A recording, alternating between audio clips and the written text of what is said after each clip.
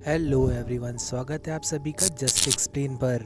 और इस वीडियो से हम लोग जुंजी ईतो के एक काफी ज्यादा क्रीपी मांगा की शुरुआत करने वाले हैं और उस मांगा का नाम है उज़ुमाकी। और कहानी में आगे बढ़ने से पहले आप लोग इस वीडियो को लाइक करने के साथ ही चैनल को भी सब्सक्राइब कर लेना, ताकि मुझे वीडियो बनाने की मोटिवेशन मिलती रहे और मैं आप लोगों के लिए इसी टाइप की अमेजिंग वीडियोस लाता रहूं। तो एपिसोड की शुरुआत के अंदर हम लोगों को एक लड़की दिखाई जाती है जिसका नाम था कीरी गोशियामा।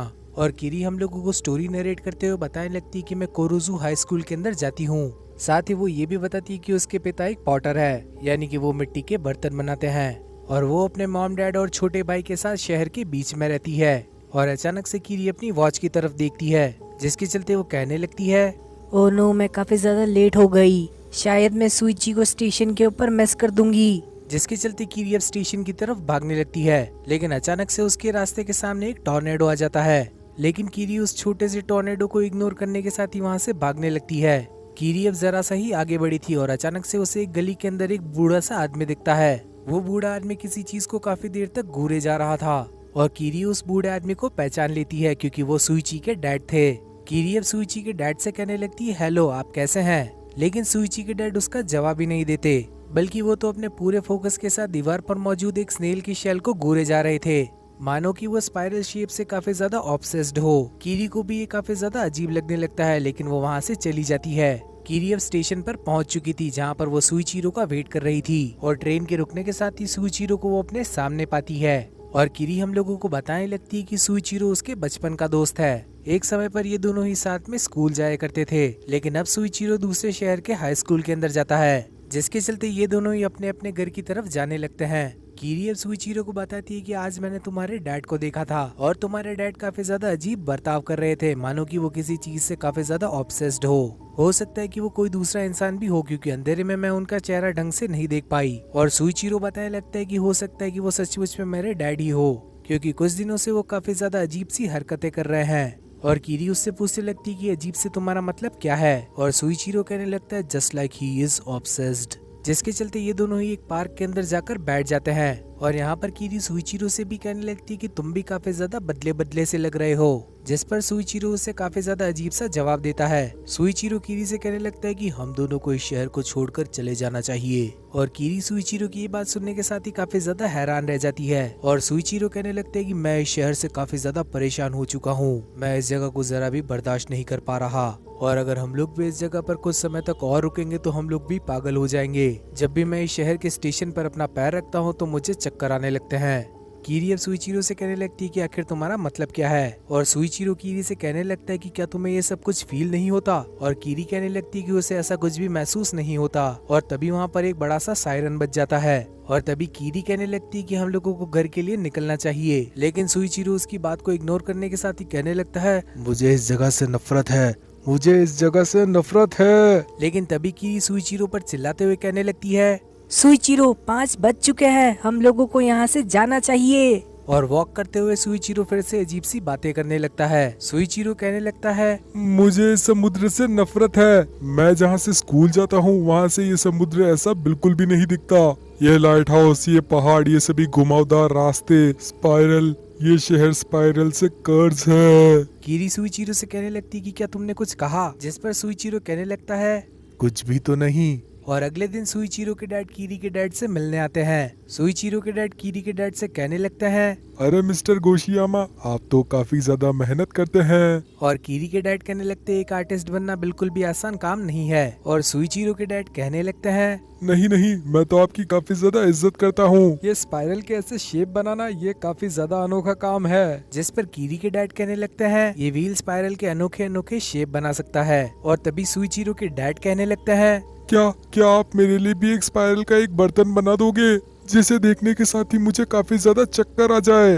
क्या आपको पता है मुझे स्पाइरल का शेप सचमुच में काफी ज्यादा पसंद है। यहाँ तक कि मैं तो आजकल मच्छर अगरबत्ती का भी कलेक्शन करने लगा हूँ। स्पाइरल पैटर्न हर समय ऐसे ही चलता है, एक घुमावदार सा काला सा स्पाइरल पैटर्न। तो क्या प्लीज आप मेरे लिए एक स्पाइरल का बर्तन बना देंगे? पैसे की कोई भी दिक्कत नहीं है, स्पाइरल का शेप वैसे भी मुझे काफी ज्यादा पसंद है, बिल्कुल वैसे ही जैसे कि स्पाइरल शेप के बिना नेचर में कुछ एग्जिस्ट ही नहीं करता। और ये बात बताने के साथ ही सुइचिरो के डैड काफी ज्यादा सीरियस हो जाते हैं। और ये सब कुछ होते हुए कीरी और उसका छोटा भाई भी देख रहे थे, जिसके चलते हम लोगों को अगले दिन का सीन दिखाया जाता है, जहाँ पर सुइचिरो और कीरी एक पार्क के अंदर बैठे हुए थे। सुइचिरो कीरी से पूछने लगता है कि क्या कल मेरे डैड तुम्हारे घर पर आए थे, जिस पर कीरी कहने लगती है कि हाँ, उन्होंने मेरे डैड को जरा सा परेशान किया था। सुइचिरो कहने लगता है कि मेरे लिए उन्हें माफ कर देना, वो आजकल सचमुच में काफी ज्यादा अजीब अजीब सी हरकतें करने लगे हैं। लेकिन कीरी कहने लगती है कि इसमें सॉरी की कोई बात ही नहीं है, तुम्हारे डैड ने मेरे डैड को आर्टिस्ट बोल दिया, जिस वजह से मेरे डैड भी काफी ज्यादा मोटिवेट हो गए। साथ ही लोगों को काफी सारी अजीब अजीब सी चीजें कलेक्शन करने की इच्छा होती है, तो इस चीज के अंदर कुछ भी बुरा नहीं है। लेकिन सुइचिरो कहने लगते है कि मेरे डैड का ऑब्सेशन तो हद पार करने लगा है, आजकल तो उन्होंने अपने काम पर जाना भी छोड़ दिया है और बस या तो वो पूरे दिन किताब पढ़ते रहते हैं या फिर स्पाइरल को ही घूरते रहते हैं। यहाँ तक कि उनकी दोनों आंखें अलग अलग डायरेक्शन के अंदर घूमने लगती है, जिस पर कीरी कहने लगती है कि हो सकता है कि वो तुम्हें छेड़ने की कोशिश कर रहे हो। लेकिन सुइचिरो कहने लगता है ऐसा बिल्कुल भी नहीं है, उनकी लेफ्ट और राइट आई इंडिपेंडेंट होकर घूमने लगती है। एक दिन मेरी मॉम ने मिसो सूप बनाया था और उसके अंदर स्पाइरल शेप फिश केक नहीं थे। मेरी मॉम ने मेरे डैड को सब कुछ समझाने की कोशिश करी कि वो खत्म हो चुके हैं, लेकिन मेरे डैड पागलों की तरह गुस्सा करने लगे। उन्होंने पूरे मिसो सूप को ही हिलाना शुरू कर दिया और जब बाउल के अंदर एक वॉर्टेक्स बना तभी उन्होंने उस सूप को पिया।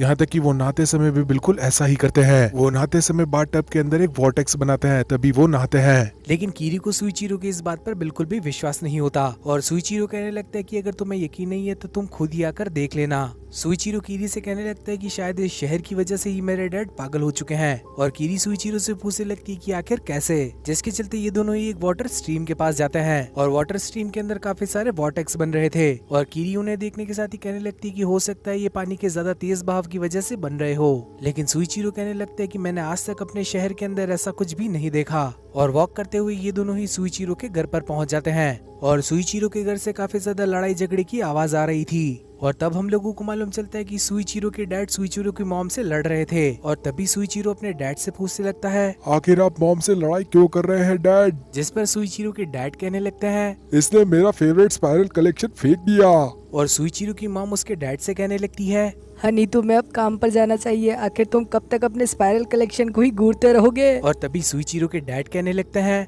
मैं समझ गया, अब मुझे स्पाइरल कलेक्शन की जरूरत ही नहीं, क्योंकि मैं अब खुद को ही एक स्पाइरल में तब्दील कर लूंगा। और तभी सुइचिरो के डैड अपना चश्मा उतारने के साथ ही अपनी दोनों आंखों को इंडिपेंडेंटली घुमाने लगते हैं और ये चीज देखने के साथ ही कीरी का भी दिमाग खराब हो जाता है और कीरी अपने मन में सोचने लगती है I finally saw it myself now।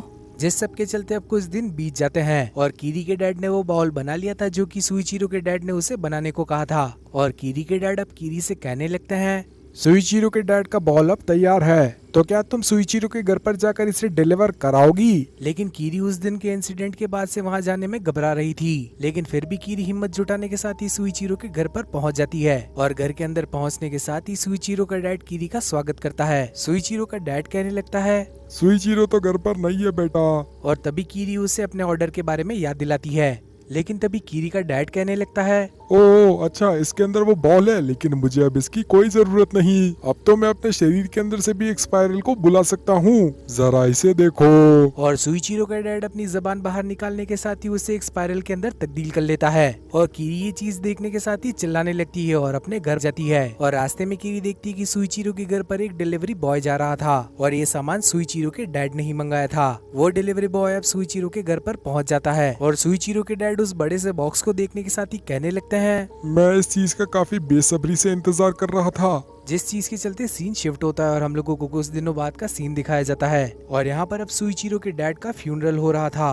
कीरी अब सुइचिरो के पास जाती है और सुइचिरो कीरी से पूछने लगता है क्या तुम्हें मालूम है मेरे डैड की मौत कैसे हुई? जिस पर कीरी उसे कहने लगती कि हाँ, सीढ़ियों से गिरकर। लेकिन तभी सुइचिरो कहता है हम लोगों ने सभी लोगों से ऐसा ही कहा, लेकिन ये पूरी तरह से झूठ है, क्योंकि मेरे डैड काफी अजीब अजीब सी हरकतें कर रहे थे तो हम लोगों को हॉस्पिटल जाना पड़ा और डॉक्टर से मिलने पर जब हम लोग हमारे घर पर पहुंचे तो हम लोगों को मेरे डैड कहीं नहीं दिख रहे थे और हम लोगों ने उन्हें हर जगह ढूंढने की कोशिश करी और तभी अचानक से हम लोगों को घर के अंदर एक अजीब सा डब्बा दिखाई दिया और जैसे ही मैंने उस टब के ढक्कन को खोला तो उसके अंदर मेरे डैड मौजूद थे और मेरे डैड का पूरा शरीर एक स्पाइरल के रूप में उसी टब के अंदर पड़ा हुआ था, यानी कि उन्होंने अपने आप को उस बॉक्स के अंदर डाला और हड्डियां कुचलने की वजह से उनकी मौत हो गई। और कीरी ये बात सुनने के साथ ही काफी ज्यादा हैरान रह जाती है और अचानक से पीछे से एक आवाज आती है ए जरा उधर तो देखो, आसमान में वो क्या है? और तभी ये सभी लोग आसमान की तरफ देखने लगते हैं। तो इसी सस्पेंस के साथ हम लोगों का एपिसोड नंबर 1 यहीं पर खत्म हो जाता है। तो आखिर आप लोगों को ये एपिसोड कैसा लगा ये कमेंट सेक्शन में बताना बिल्कुल भी मत भूलना। साथ ही अगला पार्ट भी इस चैनल पर काफी जल्दी अवेलेबल होगा। तो इस वीडियो को लाइक करने के साथ ही चैनल को भी सब्सक्राइब कर लेना और आखिर में नोटिफिकेशन बेल को ऑन करना मत भूलना ताकि फ्यूचर में आने वाली वीडियोस की नोटिफिकेशन आप लोगों से मिस ना हो। तो अब मिलते हैं इसी टाइप की और किसी अमेजिंग वीडियो के अंदर, तब तक के लिए बाय एवरीवन।